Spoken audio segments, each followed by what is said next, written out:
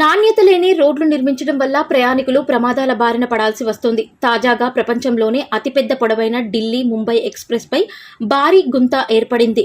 బండారేజ్ toll సమీపంలో భారీ వాహనం వెళ్లడంతో రోడ్డు మధ్యలో కుంగిపోయింది. NHAI పట్టించుకోవట్లేదని, కాంట్రాక్టర్ నాసిరకం మెటీరియల్ వాడుతున్నారని వాహనదారులు ఆరోపిస్తున్నారు. దీనికి సంబంధించిన వీడియో వైరల్ అవుతోంది.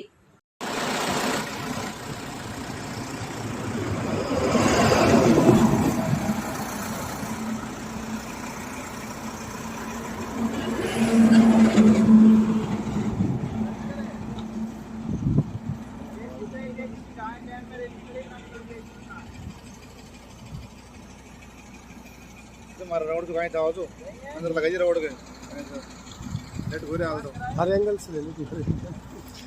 अरे न्यूज में तो थोड़ा सो मर गया हमको तो आना जरा हमको तो